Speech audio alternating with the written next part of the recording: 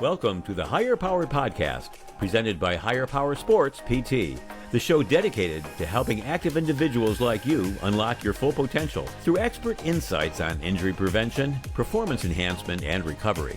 Kurt Kessler is a board-certified specialist in sports physical therapy and an athletic trainer. In each episode, he and his guests bring you the latest evidence-based strategies to help you move better, feel stronger, and stay injury-free. Let's learn together. Hey there, everybody. Welcome back to another episode of the Higher Powered Podcast. Today, we are continuing our anti-aging movement series, and this time we're moving up the chain, talking about the upper body. Specifically, we're going to focus on the thoracic spine, so the middle part of your back, the shoulder blade, the shoulder joint itself, and how the neck kind of fits into all of this. Because just like we talked about in the last episode, people don't lose function evenly. They lose it in specific areas first, and then everything else starts to compensate. And in the upper body, one of the biggest areas where that starts to happen is the thoracic spine, the middle part of your back. Most people spend a huge portion of their day in a flex position or a forward bent position, sitting, driving, working on a computer, looking at your phone. Everything is pushing you into a rounded position, a rounded upper back posture over time. And then after a while, that becomes your default. You lose the ability to extend through the thoracic spine. You lose the ability to rotate well. And the key here is not just that you can't get into those positions, it's that you can't control them, even if you can get there. So now you have this stiff upper back that's supposed to be the mobile segment of the spine. And when that mobility isn't there, the body has to find it somewhere else. And this is where, and you can take this a couple different directions, but this is where the shoulder starts to take on a little bit more stress than it should. A really easy way to see this is when someone tries to reach overhead or do something like an overhead press. Ideally, that motion is a combination of your arm moving, your shoulder blade rotating upward, and your thoracic spine extending slightly to allow everything to stack well. It's a very coordinated movement.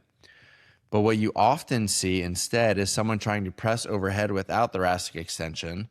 So what do? They arch their lower back, they flare their ribs up, their shoulder blade doesn't move quite as well. So the ball of the shoulder starts to glide forward or upward in the socket. And now you've turned what should be a smooth distributed movement into a compensation pattern. And here's why that matters long term. When you keep repeating that pattern, you're not just missing out on efficiency, you're slowly building stress in the wrong places. The shoulder joint starts to take more load than it's designed to handle in those positions. The low back gets involved when it shouldn't, and the system as a whole becomes a lot less resilient. I see this most commonly manifest as biceps tendon pain or pain right at the front of the shoulders. So from an anti-aging standpoint, it's not just about can you press weight overhead, it's about how you're doing it. Can you reach overhead without compensating? Can your upper back extend? Can your shoulder blade move the way it's supposed to? Because if you lose that, you lose a huge piece of your upper body function. Now let's talk more specifically about the scapula or the shoulder blade, because this is where things really start to break down. Most traditional lifting programs don't really train the scapula the way that it actually functions. People are told to squeeze their shoulder blades together, keep them tight, keep them locked down. And there is a time and a place for that, but that's only one small piece of what the scapula is supposed to do. In reality, your shoulder blade needs to be able to move freely along your rib cage. It needs to upwardly rotate when your arm goes overhead. It needs to tilt and glide. It needs to respond to what the arm is doing and help position the shoulder joint in a way that keeps it safe and efficient. One of the biggest things that gets undertrained here is that upward rotation and that control of the shoulder blade during movement. And this is where muscles like the serratus anterior and lower trap come into play. These aren't the muscles people think about when they train shoulders, but they are super, super critical for how the shoulder actually functions. If those muscles aren't doing their job, the shoulder blade doesn't move well, and the shoulder joint ends up taking on a lot more stress. That's when you start to see things like pinching, clicking, or just a general loss of smooth movement. Now, layered on top of that is another big piece that often gets overlooked, and that is external rotation. So I'm going to show you on the screen here, external rotation, or at my side, external rotation of the shoulder. Most people train pushing movements. You think about bench press, push-ups, even overhead press, even though that's more of a pressing motion, or overhead, like I just said. But even when they train pulling, it's like lat pull or rows, it's still often dominated by larger muscles like your lats. What gets missed is the smaller group of muscles that control rotation on the shoulder, specifically the external rotators. These muscles play a huge role in keeping the head of the humerus, or the ball part of your ball and socket, centered in the socket. When people are strong and coordinated, the shoulder moves clean. When they're weak or undertrained, the shoulder tends to drift forward, especially in people who already spend a lot of time in that rounded posture. So over time, you start to see this forward shoulder position becomes a lot more permanent, not because someone is choosing bad posture, but because the system that would hold them in a better position isn't strong enough to do it.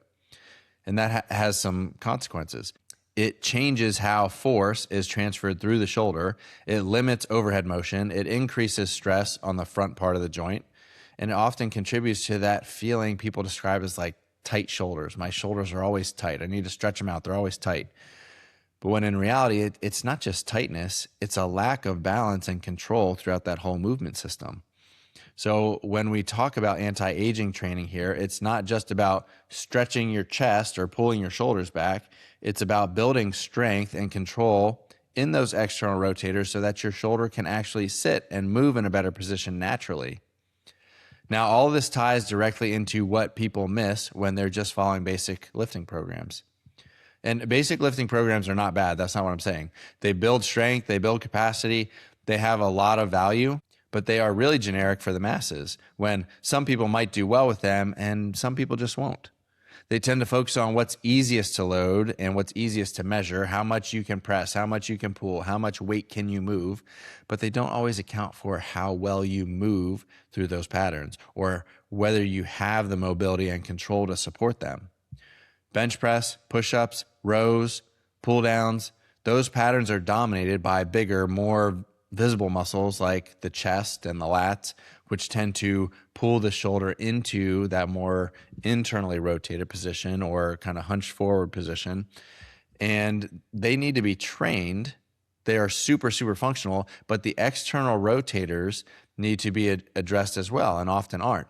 And for those who are listening who don't know what I'm talking about with external rotators, you have 4 rotator cuff muscles. 2 out of the 4, their primary job is to, yes, both center the ball in the socket, but also to do this external rotation movement where your shoulder is kind of rotating backwards. And so if you feel kind of that bony spot on like the upper middle part of your shoulder blade, if you step your fingers one step down, and you can even find this by like going into this external rotation. When you do that, the one muscle will pop out into your fingers. That's infraspinatus. And then sort of on the side of your shoulder blade, the outside part of your shoulder blade, you can kind of dig in a little bit. And as you externally rotate, you'll feel a muscle pop out there. That's your teres minor muscle. So those are the 2 muscles I'm talking about with external rotation. So then getting back to this, you end up with people who are strong, but they're very limited. They can move weight, but only in certain positions. And outside of those positions, they just don't have the same level of control or strength. And that's where problems kind of start to show up over time, because life, and especially sports, don't really care about what you can do in the gym. Sports and just life in general throws you into positions that you didn't always plan for. It asks your body to adapt on the fly. And if you've only trained a narrow set of movements, you don't have as many movement options available to handle those situations. So anti-aging movement, especially in the upper body, is about expanding those options, keeping a lot of those movement options open for you. It's about making sure your thoracic spine, or the middle part of your back, can move into extension and rotation. It's about making sure your shoulder blades can move freely and with control. It's about strengthening the smaller muscles that keep your shoulder centered and stable. And it's about being able to reach and press and move overhead without compensation, because those are the things that tend to disappear first. And the people who maintain them, the people who keep those qualities over time, are the ones who continue to move well, feel good, and stay active long term. And just kind of a side story here. I told this story on a previous episode. The episode number is escaping me. But one example, there's an account that I follow on Instagram. It's called Barbell Rehab. And one of their members posted a scenario that he saw with an older gentleman. The older gentleman hung Christmas lights at his house, and the next day he could not move his arm. His arm was so sore, he was in so much pain. He went to the doctor, he got an MRI. The MRI showed a torn rotator cuff, and this older gentleman then started to blame hanging Christmas lights on tearing his rotator cuff. In reality, the thing that people don't understand is that as we age, it is extremely common for an MRI to show a torn rotator cuff, and it does not always result in pain. Some people live with it for years and don't really even know. They don't have any pain. But it's this idea of, when I say keeping movement options open, that older gentleman clearly was not doing a whole lot of overhead movement. And then all of a sudden one day he spends 3 hours or whatever it takes to hang Christmas lights with his arm overhead. That's not tearing your rotator cuff. That is doing a motion that you are severely undertrained or untrained to do, not exposed to in a very long time. And then the shoulder reacts with a lot of this pain because we just asked it to do something that it hasn't done in a year at least.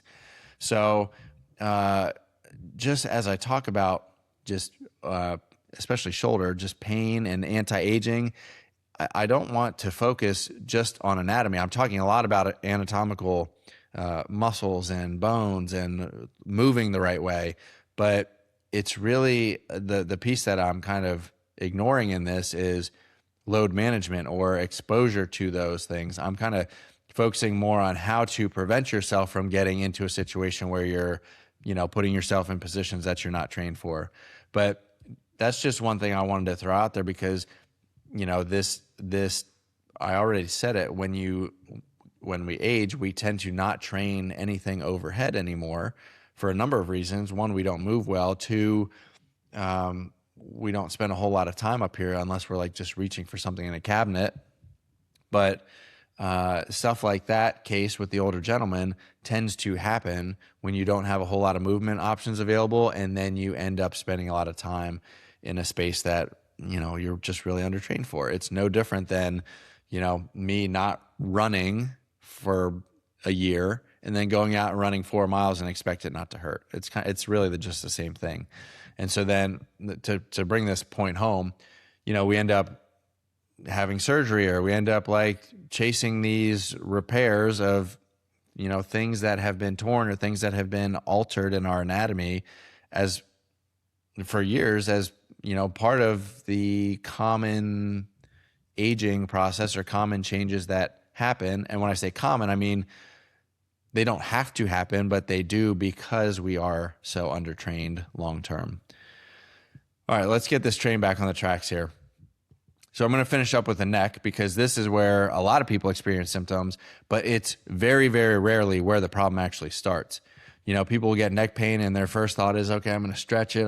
I must have a tight upper trap, so I'm going to stretch to the side. I'm going to, it hurts when I look up, so I'm just not going to look up anymore. I'm going to extend through my lower back here to get my head up. The neck doesn't operate in isolation. It's really heavily influenced by what's happening below it, especially at the thoracic spine and the shoulder blades. So if you've lost extension and rotation in the upper part of your back, if you can't extend here and your shoulder blades aren't moving very well, then the neck has to step in to help position your head and assist with some of those movements. And over time, that creates a situation where the neck is doing more work than it was designed to do. And this is where you start to see that classic posture that develops as people age. The head starts to drift forward, the upper back rounds, and the neck extends, because if the neck doesn't extend, then you're stuck looking down. So then the upper part of the neck has to extend to keep your eyes up. If that upper part of the neck didn't extend, you would, like I said, you'd just be walking around looking at the ground all day. But we have to keep our sight level, so the head stays up. And instead of being stacked over your torso, it's now sitting out in front like this. And while that might seem like just a posture issue, it actually has a big impact on how the system functions.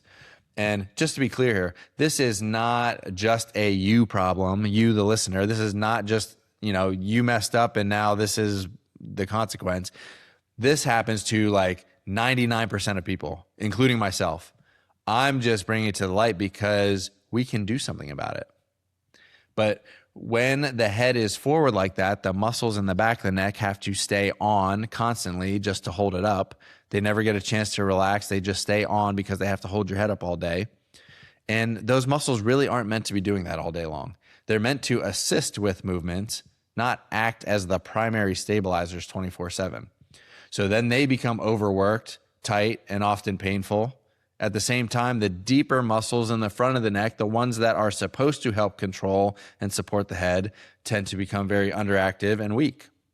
So now you've got this imbalance: overactive, overworked muscles in the back of the head or the neck, and undertrained, underutilized muscles in the front. And that combination leads to a loss of control. The neck might feel tight, but it's not just tight, it's inefficient. It's relying on the wrong muscles to do the job.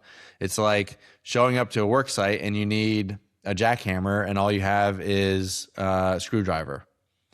That's probably a terrible analogy, whatever. And here's where it connects back to everything that we've already talked about, if you're still listening at this point. If the thoracic spine can't extend, then the neck will extend to make up for it. I can use myself as an example for this. If you stand behind me and I look up, the back of my neck looks like a Pez dispenser because it hinges at one point. If you can't move very well through the middle part of your back, then the neck has to extend to make up for it. And if the shoulder blades aren't moving well, the neck will try to help stabilize and guide the arm. So that's when you get these neck muscles that get tight and stiff and sore because they're helping with jobs.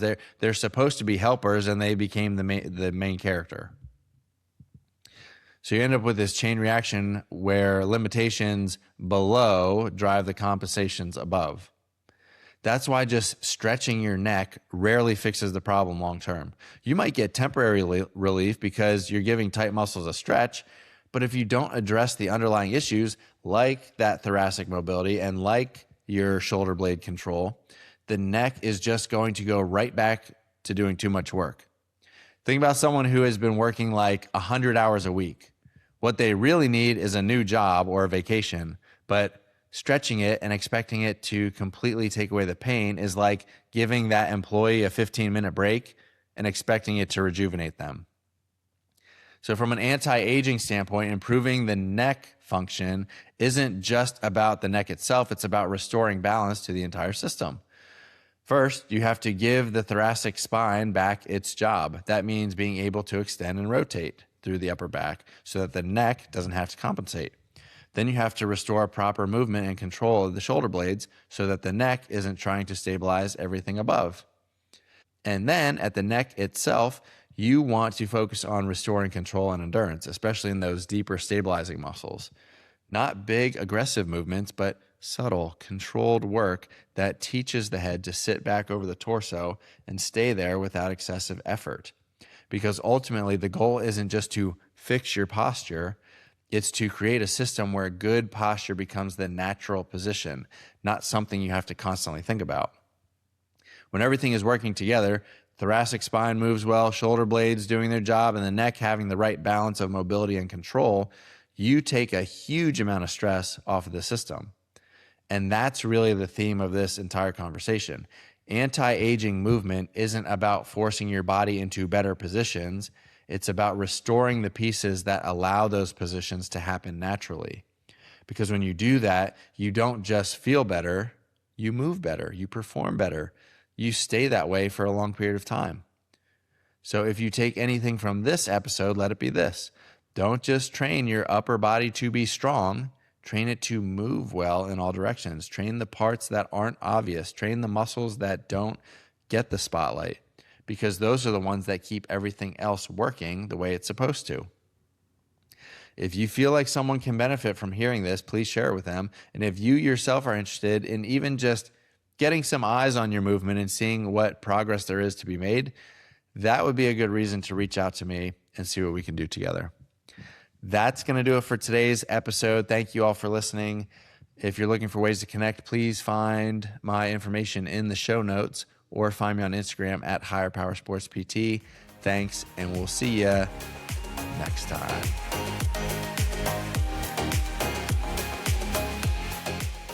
That's a wrap for today's episode of the Higher Powered Podcast, presented by Higher Powered Sports PT. We hope you gained valuable insights on how to stay strong, move better, and prevent injury, all backed by expert knowledge in sports physical therapy and athletic training. If you enjoyed today's episode, don't forget to subscribe, rate, and review. Your support helps us bring more evidence-based tips and strategies to active individuals just like you. For more resources or to connect with us, head over to hpsportspt.com. That's hpsportspt.com. Remember, you've got the power to perform at your best. Keep training smarter, recovering faster, and living stronger. Just a reminder that the content shared in this podcast is for informational and entertainment purposes only. It should not be considered medical advice. Always consult with a qualified healthcare professional before making any changes to your health or treatment plan. Thanks for tuning in. We hope to see you next time on the Higher Powered Podcast.